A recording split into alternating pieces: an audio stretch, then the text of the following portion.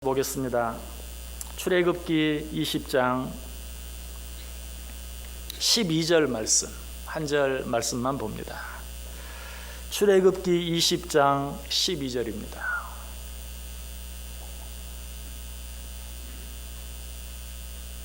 제가 읽어드리겠습니다. 내 부모를 공경하라. 그리하면 내 하나님 여호와가 내게 준 땅에서 내 생명이 길리라. 아멘. 우리 다 같이 한 목소리로 읽겠습니다. 내 부모를 공경하라. 그리하면 내 하나님 여호와가 내게 준 땅에서 내 생명이 길리라. 아멘. 자, 우리 옆에 있는 분들 가면 인사합니다. 참 잘 오셨습니다. 큰 은혜 받으시기 바랍니다. 여러분 정말 잘 오셨습니다. 특별히 오늘 처음 저에게 오신 분들 정말 잘 오셨습니다. 하나님의 큰 은혜가 여러분 모두 위에 넘칠 수 있기를 주님의 이름으로 간절히 축복합니다. 오늘은 어버이 주일이면서 이웃 초청 복음 잔치가 있는 주일입니다.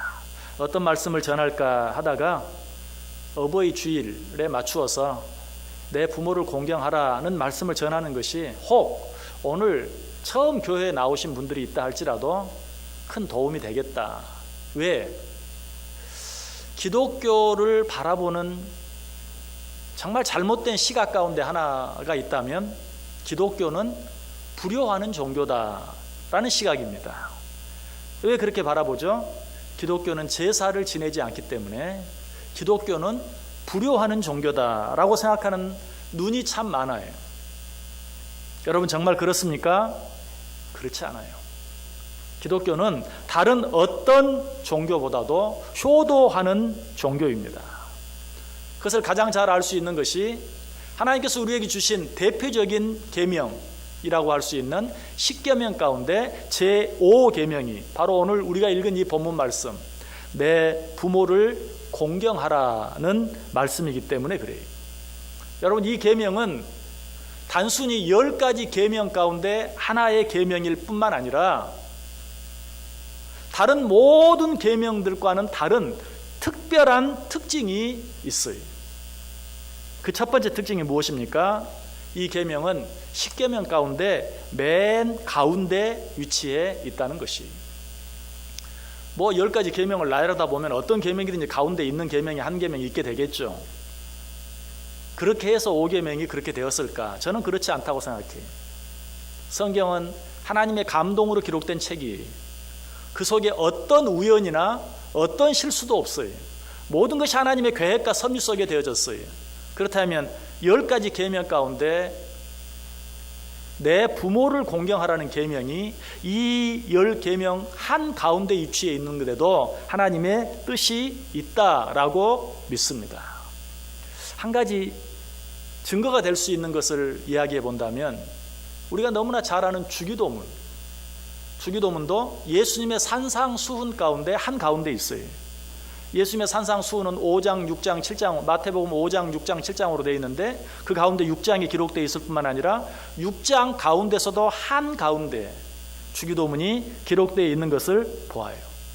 거기에도 우리가 일상을 살아가는 데 있어 가장 중요한 평생도록 암송하고 드려야 될 그러한 기도문이 왜 그 한 가운데 예수님의 산상수훈 맨 중앙에 있는가? 거기에도 하나님의 뜻이 있다고 믿어요.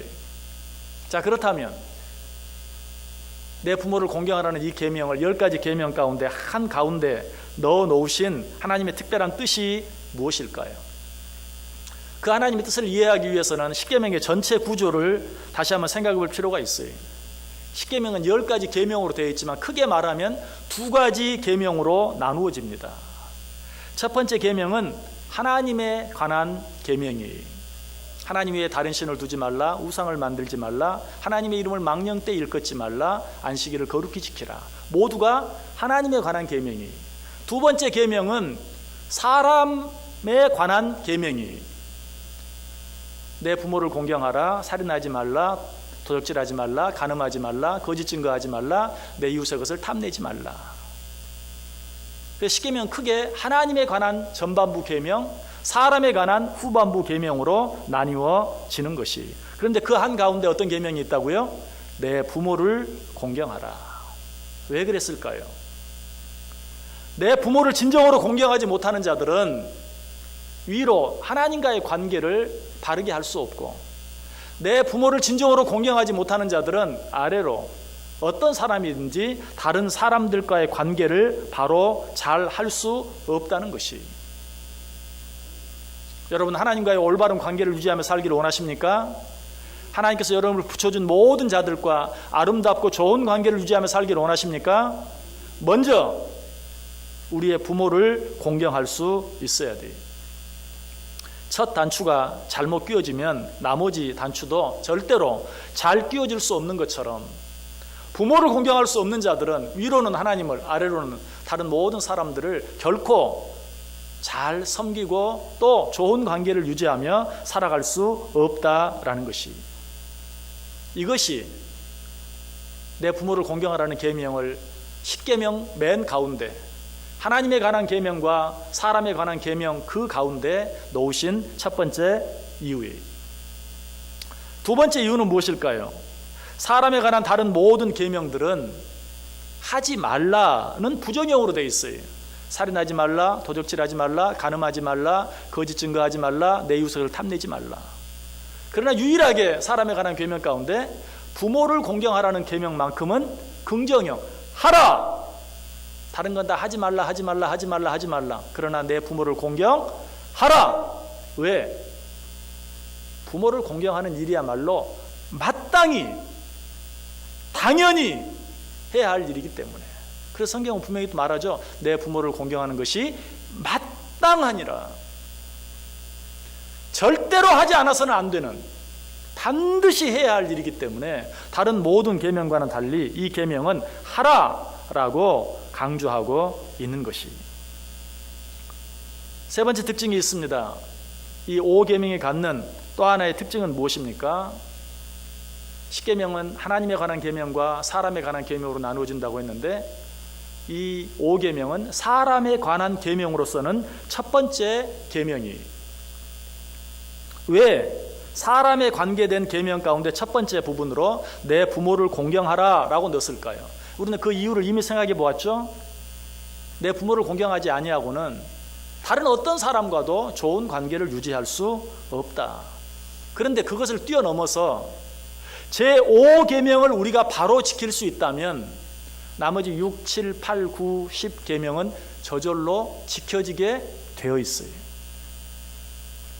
진정으로 부모를 공경하는 자가 어떻게 사람을 죽일 수 있습니까? 여러분이 사람을 죽이면 여러분의 부모가 어떻겠어요? 행복하겠습니까? 기쁘겠습니까? 내가 사람을 죽인 것보다 더 가슴이 아플 거예요. 어떻게 부모를 진정으로 공경하는 자가 도적질할 수 있습니까?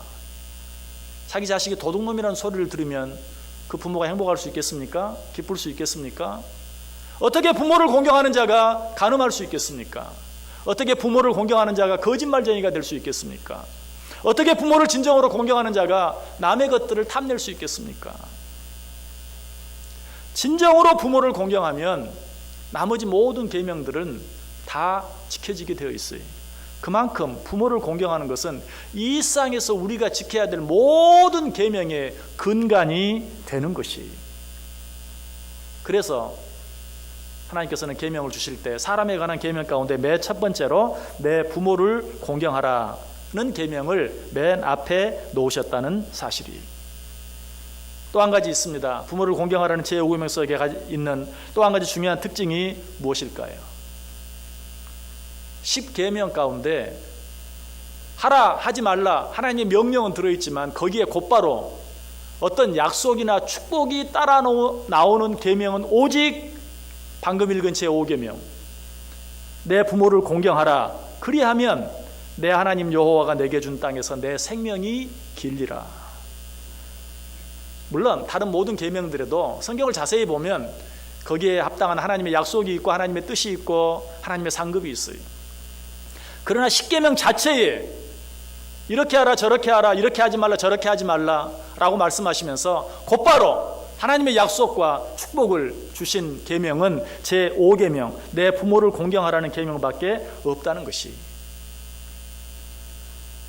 내 부모를 공경하라. 그리하면 내 하나님 여호와가 내게 준 땅에서 내 생명이 길리라. 이 말을 좀 쉽게 하면 하나님께서 유일하게 제5계명은 상품을 거셨다는 것이, 상금을 거셨다는 것이 왜 그랬을까요? 그만큼 중요하기 때문에 그래요. 왜 중요합니까? 이미 앞에서 다 말씀드렸어요. 내 부모를 공경할 때 비로소 하나님을 잘 섬길 수 있고 모든 다른 사람들과 관계를 잘 할 수 있고, 내 부모를 공경할 때 비로소 우리는 사람들 사이에 지켜야 할 모든 계명들을 올바로 지킬 수 있기 때문에, 그만큼 중요하기 때문에 유독 이 계명에는 하나님께서 상품을 거셨다, 약속의 축복을 거셨다. 그래서 바울 사도는 이 사실을 노골적으로 신약에서 다시 한번 강조하고 있죠. 에베소 6장 2절에 내 아버지와 어머니를 공경하라. 이것은 약속이 있는 첫 계명이니, 바울은 설명을 하고 있는 거예요. 내 아버지와 어머니를 공경하라. 이것은 약속이 있는, 무슨 말이에요? 축복이 있는, 우리말로 하면 상품이 있는 첫 계명이다. 여기서는 단순히 첫 번째뿐만 아니라 첫 계명이요 유일한 계명이다. 얼마나 중요한 계명이냐라고 우리에게 말씀해 주고 있어요. 자, 그런데 내 부모를 공경하는 자들에게 하나님께서 어떤 축복을 약속하십니까? 장수의 축복을 약속하고 있죠. 내 부모를 공경하라. 그리하면 이 땅에서 내 생명이 길리라. 장수의 축복을 이야기하고 있어요. 장수가 무엇입니까? 말 그대로 이 땅에서 우리의 생명이 긴, 오래도록 건강하게 살아가는 축복, 이것이 장수의 축복이에요. 실제로 과학적인 통계학상 믿음을 가진 자들이 믿음이 없는 자들보다, 믿음 안에 살기 위해 애쓰는 자들이 그렇지 않은 자들보다 장수한다는 통계가 나와 있어요. 하나님의 말씀대로 살기 위해서 애쓰는 자들, 그런 자들은 매사에 어때요? 삼가하고 조심하며 살 수밖에 없어요. 그러한 자들은 장수하게 되어 있어요. 잠언 3장 1, 2절에 말합니다. 내 아들아, 나의 법을 잊어버리지 말고 내 마음으로 나의 명령을 지키라. 그리하면 그것이 내가 장수하여 많은 해를 누리게 하며 평강을 더하게 하리라. 잠언 3장 15절 16절 지혜는 진주보다 귀하니 내가 사모하는 모든 것으로도 이에 비교할 수 없도다. 그의 오른손에는 장수가 있고 그의 왼손에는 부귀가 있나니. 지혜로운 자의 오른손에는 장수가 있다. 어떤 자가 지혜로운 자입니까? 성경은 하나님을 경외하는 것이 지혜의 근본이다. 그러므로 지혜로운 자라는 말은 하나님을 경외하는 자의 오른손에는 복이 있다, 장수의 복이 있다라고 우리에게 말씀하고 있어요. 그러나 이 세상을 그저 무조건 오래 사는 것만이 장수다, 또 그것이 축복이다라고 말할 수는 없죠. 왜? 내가 건강하지 못하고 무엇보다도 기쁨이 없고 행복하지 못하다면 이 세상을 오래 사는 것은 그만큼 더 고통이 될 수밖에 없기 때문에 물리적으로 긴 시간을 사는 것, 그것만이 장수의 축복은 아니에요. 성경이 말하는 장수의 또 한 가지 의미는 기쁨이 충만한 삶, 행복이 넘치는 삶을 이야기하고 있어요. 좀 쉽게 말하면 이 세상을 언제 떠난다 할지라도 여한이 없이 떠날 수 있는 삶. 한 가지 예를 들어 더 쉽게 표현하면 잔치집에 가서 온갖 귀하고 맛있는 음식들을 실컷 먹고 아직도 내 앞에 많은 것들이 남아있지만 미련 없이 여한 없이 그 자리를 나아올 수 있는 그런 마음, 그렇게 이 세상을 살아가는 것, 그것이 성경이 말하는 장수예요. 그래서 전도서 6장 3절 이하에 사람이 비록 100명의 자녀를 낳고 또 장수하여 사는 날이 많을지라도 그의 영혼은 그러한 행복으로 만족하지 못하고 또 그가 안장되지 못하면 나는 이르기를 낙태된 자가 그보다 낫다 하리라. 100명의 자녀를 낳고 100년 이상을 산다 할지라도 행복하지 못하면 차라리 낙태된 자가 낫다. 낙태된 자는 어떻습니까? 한 번도 세상에 나와보지도 못했어요. 나와보지도 못하고 죽었어요. 이 세상을 살면서 행복을 누리지 못한다면 낙태된 자가 차라리 낫다. 그리고 6절에 또 그렇게 말해요. 그가 비록 1000년의 갑절을 산다 할지라도 행복을 보지 못하면 마침내 다 한 곳으로 돌아가는 것뿐이 아니냐. 1000년의 갑절을 산다 할지라도 행복하지 못하다면 이 세상 살다가 죽는다는 것, 그것은 다 동일한 것 아니냐. 그것이 무슨 축복이라고 말할 수 있느냐라고 이야기하고 있어요. 성경이 말하는 장수는 시간적으로 오래 살 뿐만 아니라 그 시간을 여한이 없이 기쁨과 감사와 행복이 넘치는 삶을 사는 것을 말해요. 세상에서의 시간, 여러분 성경은 1000년이 하루 같다고 말하고 있어요. 그러므로 1000년의 갑절을 산다 할지라도 그것 자체는 우리에게 아무런 의미가 없는 것이요, 지나가고 나면 신속히 지나가 버리는, 그야말로 눈 깜짝할 사이에 지나가 버리고 마는 그런 찰나에 불과한 것이다 라고 이야기하고 있어요. 그러므로 성경이 말하는 궁극적인 장수는 이 세상에 살면서 기쁘게, 그리고 감사가 넘치는, 무엇보다도 행복한 그런 삶을 살다가 저 영원한 하나님의 나라에 이르는, 즉 이 세상에서의 삶이 영원한 생명으로 이어지는, 이것이 장수의 축복이에요. 그래서 베드로전서 1장 4절에 썩지 않고 더럽지 않고 쇠하지 아니하는 유업을 잊게 하시나니 곧 너희를 위하여 하늘에 간직하신 것이라. 부활의 소망에 대해서 우리에게 이야기하고 있어요. 영원한 생명에 대해서 이야기하고 있어요. 베드로전서 5장 4절도 그리하면 목자장이 나타나실 때에 시들지 아니하는 영광의 관을 얻으리라. 이것이 주 안에서 우리가 누릴 수 있는 진정한 장수의 축복이. 그래서 예수님께서는 자기의 사랑하는 오라비가 죽었다고 슬퍼하는 누이 마르다에게 뭐라고 말씀합니까? 예수께서 이르시되 나는 부활이요 생명이니 나를 믿는 자는 죽어도 살겠고 무릇 살아서 나를 믿는 자는 영원히 죽지 아니하니라. 이것을 내가 믿느냐? 진정한 장수가 무엇입니까? 살아서 예수 그리스도를 믿고 살다가, 이 세상을 살 때는 예수를 믿음으로 영원한 하나님의 나라에 대한 소망을 가지고 살다가, 이 세상을 떠날 때는 할렐루야 찬송하며 영원한 하나님의 나라, 내 아버지가 있는 집으로 나아가는 것, 이것이 진정한 장수의 축복이라는 것이. 자, 그런데 이 놀라운 축복을 우리에게 약속하시면서 뭐라고 얘기하고 있어요? 내 부모를 공경하라. 그리하면 이 땅에서 내 생명이 길리라 라고 분명하게 말씀해 주고 있어요. 여러분, 이 세상에 살면서 정말 기쁘고 행복하게 감사가 넘치는 삶을 살기를 원하십니까? 부모를 공경하며 사시길 바랍니다. 부모를 공경하지 않고 진정한 행복이 있을 수 없어요. 진정한 기쁨이 있을 수 없어요. 진정한 감사가 있을 수 없어요. 아니, 부모를 공경하지 아니하고 영원한 하나님의 나라에 소망을 두고 산다고 말할 수 없어요. 왜? 성경이 뭐라고 말합니까? 눈에 보이는 내 형제를 사랑하지 아니하고서야 네가 어찌 눈에 보이지 않는 하나님을 사랑한다고 말할 수 있느냐? 이 말은 부모에게도 동일하게 적용이 돼요. 눈에 보이는 내 부모를 올바로 공경하지 못하고 네가 어찌 하나님을 경외한다고 말할 수 있느냐?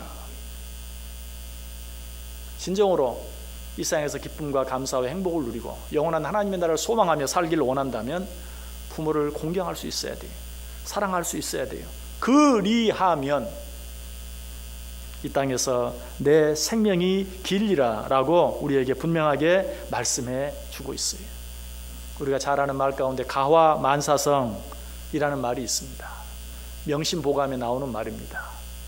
누가 한 말인 줄 아세요? 강태공이 한 말이. 저는 강태공은 낚시만 하는 줄 알았어요. 그런데 강태공이 참 이렇게 멋진 말을 했어요. 가화만사성. 그 뜻은 다 아시죠? 가정이 화목하면 만사가 형통한다.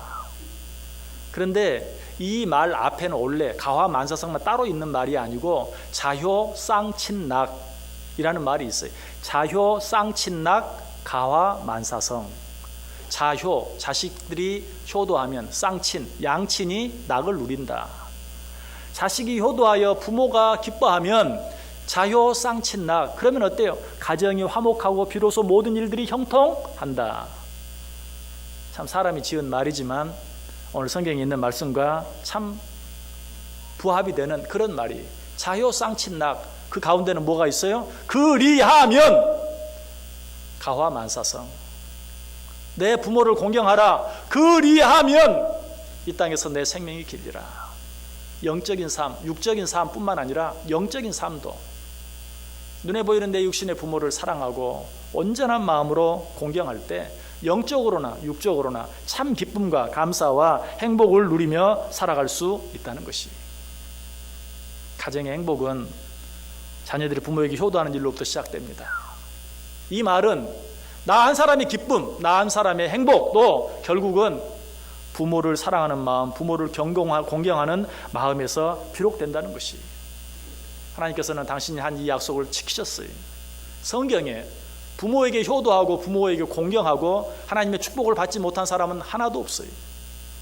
노아의 세 자녀 가운데 부모에게 효도했던 셈과 야벳은 축복을 받았습니다.